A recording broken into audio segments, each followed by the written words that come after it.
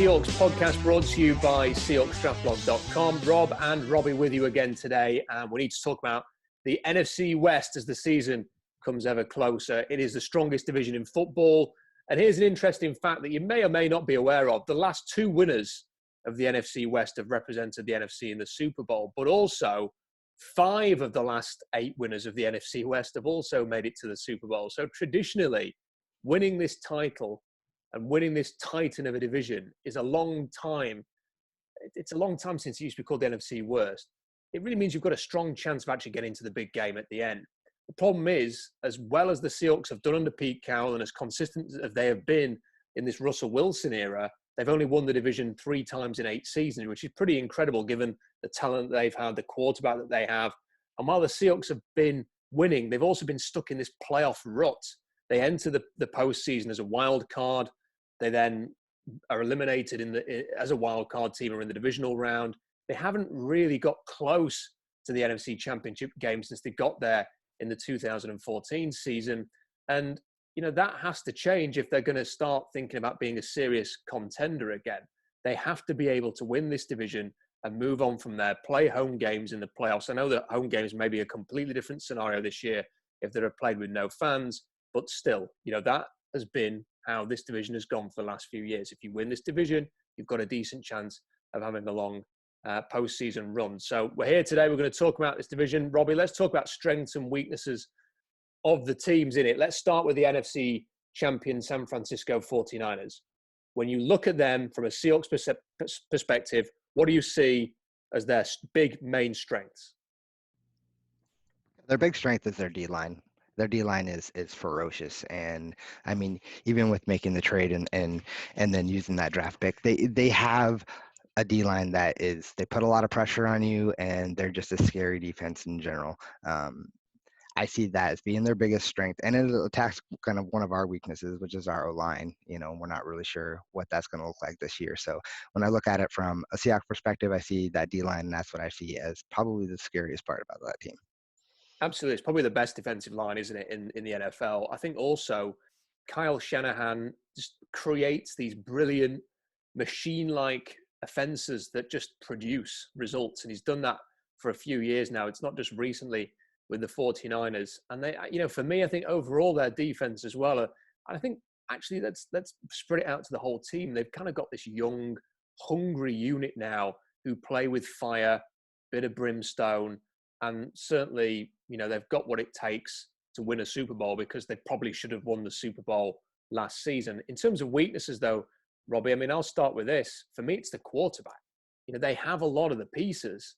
I think with Jimmy G, he's often the thing where, look at the Super Bowl, for example. You've gone behind in a game that you should have been home and hosed in.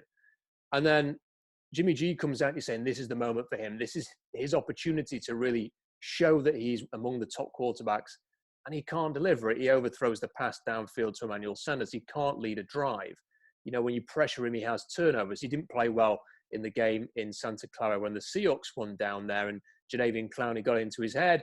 He threw interceptions. He could easily have thrown one at the very end of regulation, which would have avoided all of the drama in overtime. He nearly threw one to Bobby Wagner and one to KJ Wright. And really, if you want to stop the 49ers, there's a pathway to do it by pressuring him. And I think for me, he's clearly a good enough quarterback to get him to the Super Bowl, but whether he can take them across the line, whether he can consistently year in and year out deliver and get them deep into the postseason is a question mark. I mean, if you look at the playoff games, they ran the ball to victory in the championship game. They ran very well in the playoffs. It wasn't necessarily because of Jimmy G. Yeah, he's their biggest question mark. And then how scary would that team be if they had a quarterback that could lead the charge? I mean, that would be a really good team. And Jimmy G is one of those guys where he has the ability to do it. I just don't know if it's a mental makeup and big decision time during a game that he makes poor decisions. You know, people say oftentimes, well, Seahawks wouldn't have been in that position. They won, I don't know, 7 to 9 games by less than a score. Well, the Niners only won 5, right? I mean, 5 of them were really close, and they pulled it off mostly because of their running game. It wasn't because, you know, Jimmy Garoppolo led an amazing drive down and scored a touchdown to win a game. So it'll be interesting to see how Kyle Shanahan goes about using Jimmy G this year. I mean, during the playoffs, they ran a lot. So it'll be really interesting to see how they do that. But yeah, he's the biggest question mark for me as well. And everybody praises Kyle Shanahan and John Lynch, and rightly so. They've done a very good job rebuilding a team that was on its backside just a few years ago. I mean, it's easy to forget that Chip Kelly was the coach there, and they've gone through the worst of times. They're back at the top of the NFC again now. They've done a great job. But two things, and for me, if they don't win a Super Bowl in this kind of little era that they're in now, yeah, okay, they made the trade for Jimmy G. Here's two quarterbacks they passed on. Deshaun Watson, Patrick Mahomes in the draft. I think they took Solomon Thomas instead. Now, two teams, Houston and their top brass, and the Kansas City Chiefs saw something in those two guys, traded up to get them. The Niners didn't even have to trade up. They had the number 2 overall pick. They looked at those two guys and said, not for us, for some reason. And they seemed to be transfixed on Kirk Cousins for a while, and then they moved on to Jimmy G. So, they're the Niners. They're at the top of it. They're the team that you're going to have to beat if you want to win this. I think they're susceptible to speed in the secondary as well. And I think we saw that in the Super Bowl too. You can attack them, and the Seahawks have got some speed in the secondary. I hope they can have some positive results there attacking that. Let's move on to the Rams then, Robbie. A year ago, the Rams were kind of like, they were kind of like the Niners are now. Everybody was scared to death of them. They've got a great young team, real powerhouse. Sean McVay was the darling of the NFL, and it's funny how a year can change things. But what do you see as their key strengths? One thing about the Rams that I think they have the makeup to be another really good team this year. I think they would have made the playoffs if Greg Zuerlein would have, in week 5, would have made that 44-yard field goal against the Seahawks. It would have been the Rams going to the playoffs and not the Seahawks probably. So this is still a good, formidable football team. And the addition of Cam Akers, for me, is scary because he reminds me a lot of when the Niners selected Frank Gore. I was just like, we're going to have to deal with this guy for the next 10 years. He is going to be an incredible addition for this team. And so I think they have what it takes. It'll be interesting, just to see how they do. I think their biggest weakness for me was linebacker, and they addressed that in the draft. So this is a good football team, and I wouldn't put it past them being right in the mix for the NFC West. Yeah, I think that Cam Akers is a perfect running back, isn't he, for their offensive scheme and what they like to do. Very well sized. He's fast. He's got the athleticism, but he's also got the size.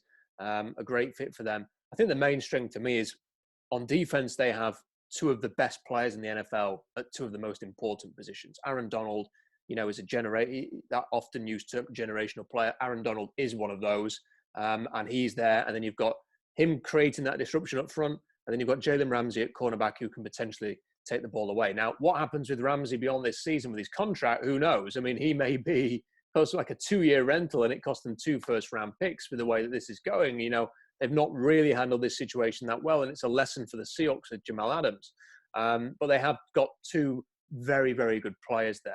And I think the other strength is, it is Sean McVay's offense, isn't it? Especially against the Seahawks. Now, we've seen some teams have a lot of success in slowing them down. I mean, you look at the Patriots in the Super Bowl, they had some games last year where they were just awful. I mean, think of the Ravens game in LA where the Ravens just gave them an absolute arse kicking. I mean, you just didn't see that from the Rams, over the last few years. They demolished them in their own backyard.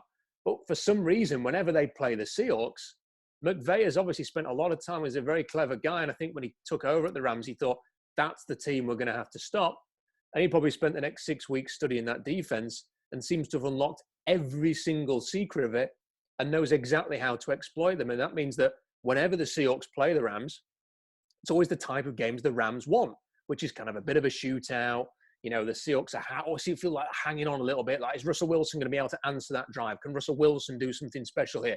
Can the Seahawks counterpunch? Can they score 30-odd points in this game? And that's the kind of game the Rams want. The Seahawks want to try and shorten the game and keep things tight and be physical and take their chances, but they end up getting drawn into this LA Rams way of doing things, and the results speak for themselves. They were very lucky to win the game in Seattle last year, as you mentioned, because of that botched kick by Greg the Leg, who is no longer with the Rams. And then when you think of the other game, it was awful. I mean, it's the type of game. It was started at 1 o'clock in the morning here in the UK. I was fast forwarding the darn thing, so I got it on record because it was a horror show. But that's how the Seahawks have played against the Rams, unfortunately. They just have not been able to get an answer for them. And that offense with Cooper Kupp and Tyler Higbee, you've mentioned the running back now. They've got weapons that can hurt the Seahawks, and especially with their inability to create much pressure up front. That ain't going to change unless they go and sign Jadeveon Clowney or somebody else in the next couple of weeks. Robbie, that is going to be an issue again for Seattle in the 2 games in this regular season. Yeah, the Rams are just one of those teams that even back when they had Jeff Fisher, we've just always struggled against the Rams. But you're right, McVay is just he's a mastermind when it comes to picking apart Pete Carroll's defense. And it's scary to think that I just read the other day that they were throwing Aaron Donald over on the DN side of things now too. So that guy can do it all. Yeah, he's clearly the best player in football. So it's easy to say, that's the guy to try to limit. But when I look at the offensive side of the ball, yeah, I think they're going to use Cam Akers, and it's just going to be frustrating for the next 10 years to watch. Well, when the Seahawks signed BJ Finney and seemed to be planning for him to be the center, I know there was a few. I was certainly scratching my head a little bit there, Robbie. I think maybe 1 or 2 other people were thinking, what's this?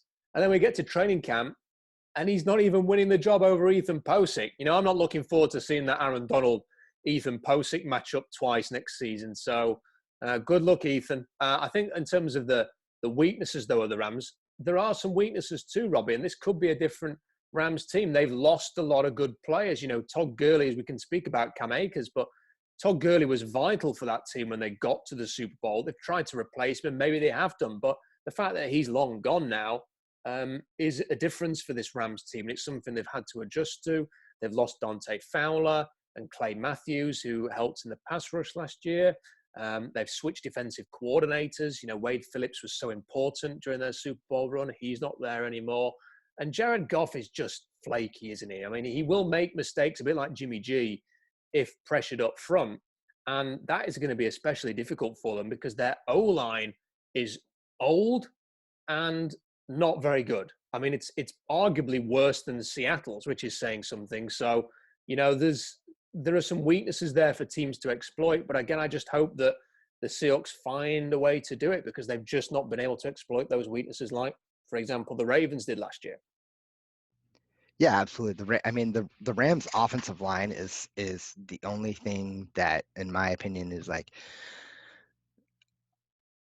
for the Seattle Seahawks, having the D line that we have, their offensive line, I think we could actually win some matchups there, because they're old, and then they're a couple injuries away from being in some serious trouble. So yeah, their offensive line is worse than Seattle's, and that is saying something. I also I question their linebackers as well. You mentioned Dante Fowler and Clay Matthews being gone. They picked up Terrell Lewis in the 3rd round, and then they went out and got Leonard Floyd. And I don't know how those guys are going to help, replace those guys, but it'll be interesting to see for sure. You just wonder whether or not they're going to, are they going to be so reliant on Aaron Donald, who will get his 15, 20 sacks, whatever he gets every year, because he's just an absolute genius. But whether or not that pressure from the edge is going to be there to complement it, whether teams are going to be able to just do enough to take the edge off Aaron Donald. And if they're moving him out to the edge, like you said there, that's maybe an indication that they're not getting enough from the edge rush there, and they're trying to move Aaron Donald around to get him into key positions. Right, finally the Cardinals, who for me are perhaps the biggest unknown of all of this, because they are still a growing team. But their strengths, I think you can safely list Kyler Murray as a strength now after a great rookie season. He looks a bit like Russell Wilson, actually. The creativity, the potential.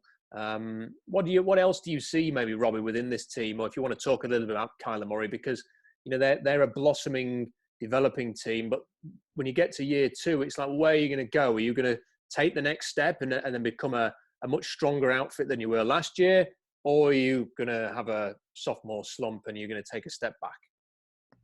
Well, that's the big thing, right? Kyle Murray Yeah, he's a great quarterback. Like I think he's got all the potential in the world. I think what it comes down to is how will the air raid offense transition into the second year of football, into the NFL and not in college.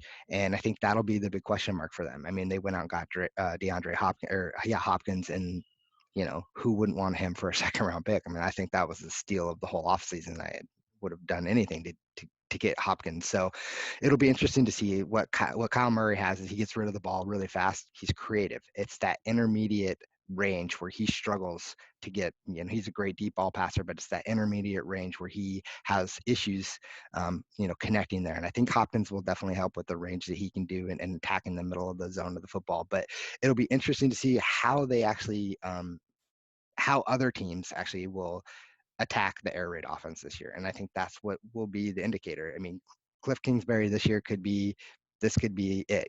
This is his way of saying, okay, is it going to work in the NFL or is it not? This is the second year. This is how it's going to roll. And in terms of the weaknesses, defensively, they were among the worst defenses in the league last year. And, that's something that I would imagine will concern Kingsbury. And I think they showed that they're trying to address that with Isaiah Simmons. And then, you look at the defense, they've got a few names now. Simmons has got a lot of potential. You've got Chandler Jones, who year in, year out has been one of the best pass rushers in the NFL. Budda Baker has obviously established himself now in the NFL. But they still need more. It still feels like it's a work in progress. And an inconsistent team. We saw them in Arizona. Seattle got their customary win in Arizona, and it was a fairly comfortable victory. In a year where there weren't many comfortable wins, that was probably the only one for the Seahawks in the whole of last season. Everything else was like a late, close game, whereas that one was probably the most comfortable. The only game where you could kind of put your feet up in the fourth quarter, really. And then when they get back to Seattle, Arizona customarily get their usual win in Seattle as well. If you're going to do any kind of predictions for next season in terms of win-loss, or if you're reading anybody else's, if it doesn't say Seattle to win in Arizona and Arizona to win in Seattle, you might as well just press the click button and get off it straight away, because that just seems to be the way it's going to be for the rest of eternity now. But defensively, I think that's the way to attack them, isn't it, Robbie? If you want to get at them, you want to test that air raid, you want to test Kyler Murray, it's to give him some points to chase. He did it well in some games. Even in week 1 against Detroit last season, he came from behind and tied that game in the end. So he can do it, but that's the way to put pressure on him. Yeah, and I think another thing to look at with the Cardinals is their offensive line. I mean, it's right up there with like Seattle, and the Rams. It's not a great offensive line, and so that's why Kyle Murray has to get rid of the ball so quickly. It'll be one of those things that they're going to struggle with this year. They went out and got Sweezy from us and things, but it'll be an area that I think that's going to be how the air raid offense for them works. Is they're just going to be patching offensive line players together because I think they don't believe they actually need it, but that is going to be a struggle for them going forward. And then that leaves us with the Seahawks. Of course, we will finish talking a little bit about them. The strengths, they have the best quarterback in the division by some stretch. And, I'm not sure there's a major advantage that the Seahawks have. You could maybe pick certain players. Obviously, you could argue they've got the best safety now. They've got the best linebacker. But really, in terms of units and certain positions, it's really the quarterback where they've got the advantage. I don't know if there's anybody else or any unit that really stands out amongst the others. But, having the best quarterback certainly counts for something, Robbie. And, as I mentioned earlier, it's surprising how few times Russell Wilson has won the NFC West. If the Seahawks want to have a proper season this year and not be an also run in the postseason, they've got to find a way to win the NFC West. Yeah, it all starts with Russell Wilson. I mean, he's the best player on our team. It's hard for me to sit back and say we are a front runner for the NFC West when we haven't addressed the D line much.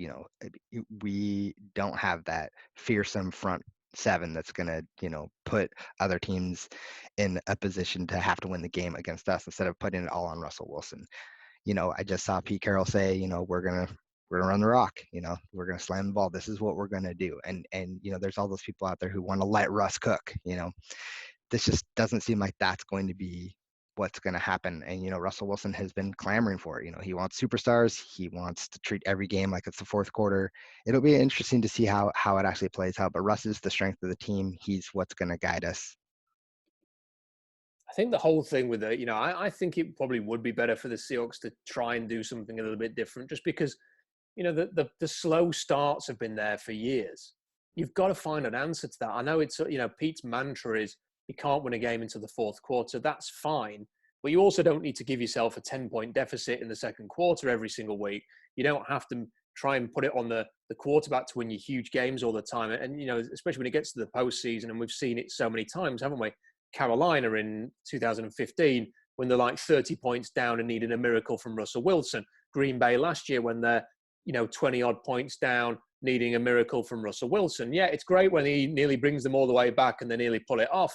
But it'd be nice to actually have a game, and be close in the game. And when it gets that fourth quarter, instead of chasing a deficit, to be level or just a couple of points behind, and then to go and win the game rather than try and chase it. So I think they have to do something a little bit different there. But at the same time, Pete Carroll has a way of doing things. And if you think he's suddenly going to turn into Andy Reid, that ain't happening. And it won't work. In the same way that if Andy Reid tried to be Pete Carroll all of a sudden, that wouldn't work. You've kind of got to stay true to what you are and how the way that you've built your team. So we'll see what the Seahawks can do there, but they need to sign Jadeveon Clowney. I mean, if they have Clowney on that defensive line, at the very least, there is one player who can impact a game to the extent of an Aaron Donald. I'm not saying that he's as good as Aaron Donald. He isn't. He doesn't do it every week like Aaron Donald does. But do you think, honestly, like, just imagine the game in Santa Clara or the game when the Niners come up to Seattle and you're running out that tunnel with no fans there. If they look across and see Jadeveon Clowney running out that tunnel, all those memories of what happened last season come flooding back. If you don't have him and you're trotting out Benson Mayowa and Rasheem Green for that pass rush, they're rubbing their hands and thinking, let's get at it, lads, because there's just a huge difference there. And they need Clowney, so they've at least got that one impact player on the D-line to help at least try and get the most out of Bobby Wagner and Jamal Adams as well in the investment there. Yeah, they have to, and it gives other teams, they have to game plan for Jadeveon Clowney. Like, you can't just, like you said, go out there and roll with just your front five and think it's going to be fine. You're going to have to plan for it, and he's a game changer. So, we've talked about it a lot. This is whole offseason has been about Jadeveon Clowney. So, I think that the time is to make the move now and to get it done, because we can't go with what we've got going on right now. And I've been trying to search for a different way, like a different answer out there. Like, could we get Von Miller? Could we go get somebody else? And I don't see it being a possibility. Now we don't have the trade chips for a Von Miller. It doesn't seem like the Broncos are even interested in giving him up. Although it may have earlier in the offseason, it seemed like that might have been a possibility. Reality is it's not. I don't see us going out and getting anybody else. He's the only answer. I still don't see how we can actually afford it, but especially if he's not willing to play for less than $15 million a year. But our biggest weakness is that D-line, so we need to address that. I think there are two options, Robbie. It's Jadeveon Clowney or it's Clay Matthews. And, you've got Jadeveon Clowney or you've got Clay Matthews. This is the wall. And this is you banging your head against it. If you're relying on a 34-year-old pass rusher who is kind of like Bruce Irvin, he's a guy that you trot out there on third down these days, and you get after it. You've got that guy. You have Bruce. You need somebody who's going to line up on first down and create some pressure. Yeah, absolutely. And there's something that we should probably discuss that I think is a real issue. Like, with this whole COVID thing, we've already heard that the Seahawks' first 3 games, they're not going to have any fans. And one of the biggest strengths the Seahawks have is the 12th man. And so it'll be interesting when you think about playing with no fans. And even if they're able to pump in crowd noise, it's not going to be the same. I could see our defense really struggling without having that advantage. And especially in that third, fourth quarter that you're talking about, you win the game in the fourth quarter, our crowd gets bananas in the fourth quarter. Like, that's just what we do.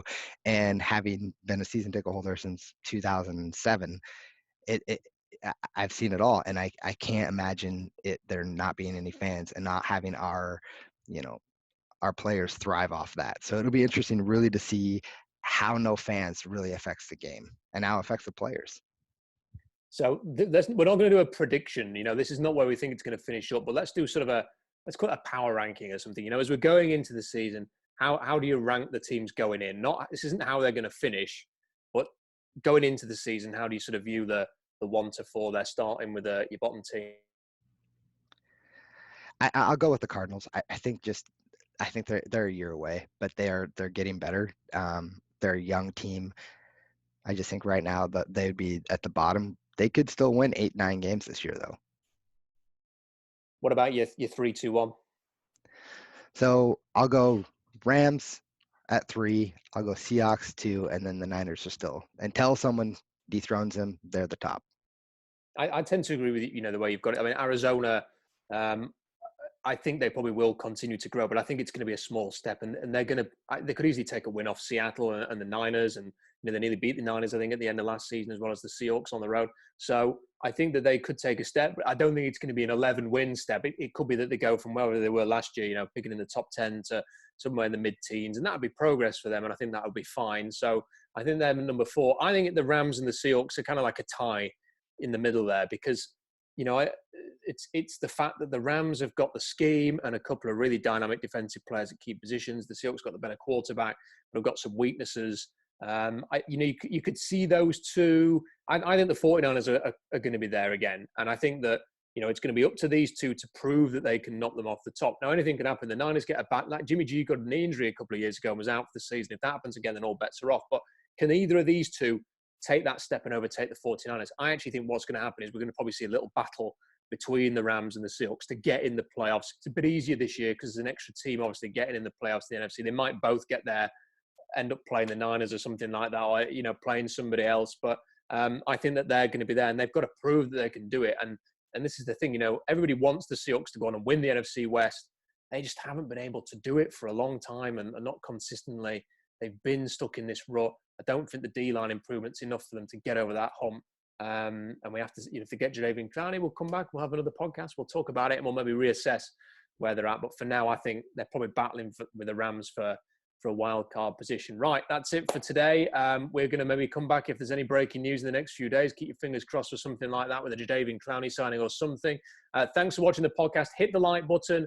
Leave a comment with your thoughts on the NFC West. You've heard what we think. Let us know what you think.